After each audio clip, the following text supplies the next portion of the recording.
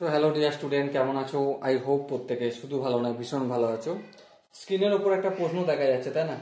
প্রশ্নটা কি বলেছে দেখো। প্রশ্নটা বলা হয়েছে cosec a divided by cosec a minus 1 plus of cosec a divided by cosec a plus 1 equal to 2 sec square a আমাকে প্রমাণ করতে হবে। তো প্রথমেই আমরা খাতায় লেফট হ্যান্ড সাইডটা লিখে নিয়েছি। চলো, কোনো আপত্তি নেই।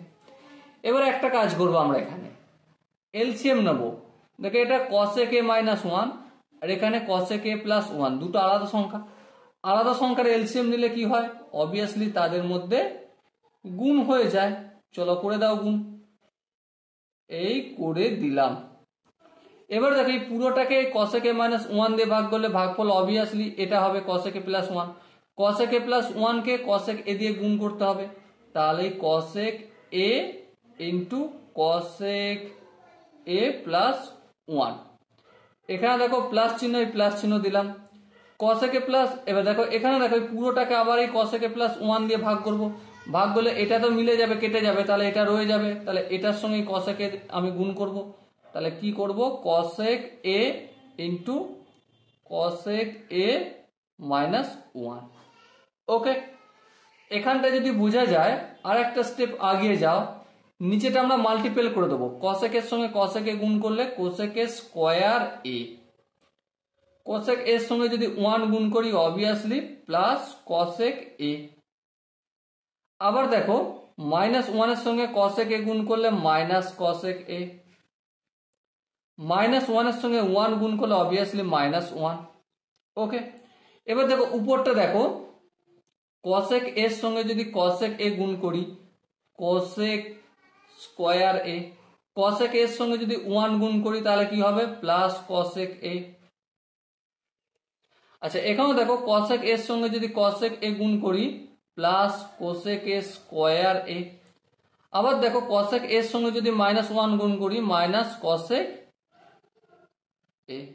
এবার দেখো সরি, এখানে স্কোয়ার কেন লিখলাম? cosec a এর সঙ্গে যদি প্লাস 1 গুণ করি cosec a হবে। দেখো এখানে plus cosec a minus cosec a কেটে যাবে, আর নিচে তো plus cosec a minus cosec a কেটে যাবে। সো কি পেলাম আমরা? পেলাম আমরা এখানে একটা cosec a স্কোয়ারে, এখানে আর একটা cosec a স্কোয়ারে, তাহলে 2 ইন্টু cosec স্কোয়ার a, আর এখানে cosec a square a minus 1 আছে। আচ্ছা, এবার একটা কথা আমাকে বলো, আমরা একটা ফর্মুলা শিখে আসছি আইডেন্টিটি, সেটাকে কি? সেটা হচ্ছে cosec a square theta minus cot square theta equal to 1। এবারে 1টা যদি সমানের এদিকে নিয়ে আসি বাম দিকে, তাহলে মাইনাস 1 হবে। আর cot স্কোয়ার থিটাটাকে যদি সমানের অপোজিট দিকে নিয়ে যাই তাহলে মাইনাস আছে হয়ে যাবে প্লাস, হয়ে যাবে plus cot square theta. So আমরা cosec a square theta minus 1 equal to cot square theta জানি, তার মানে এখানটা লিখে দেবো cot স্কোয়ার a, আর 2 যেমন আছে তেমন থাকলো। আর এখানে cosec এটা একবারটি থাক, একটু পরেই এটাকে আমি চেঞ্জ করে দিচ্ছি, ঠিক আছে? সো দেখো 2টা আমি এখানে লিখলাম। cosec a স্কোয়ার a এর মানে কি? cosec a স্কোয়ার a এর মানে লিখতে পারি আমি এখানে 1 বাই সাইন স্কোয়ার a। হ্যাঁ, 1 বাই সাইন মানে তো cosec, আর এখানে দেখো 1 বাই cot স্কোয়ার আছে, তাই না? হ্যাঁ, 1 বাই cot স্কোয়ার a আছে। দেখো এটাকে একটু জাস্ট সাইডে নিয়ে গেছি, স্প্লিট করেছি, তাহলে 2 into 1 by sine square a। আচ্ছা, এবার বলো এখানে কি আছে? 1 বাই cot স্কোয়ার a মানে আমি tan স্কোয়ার a লিখতে পারি, আর tan স্কোয়ার a মানে sine square a by cos square a। এই সাইন স্কোয়ারে এই সাইন স্কোয়ারে কেটে গেল। সো কি পেলাম আমি?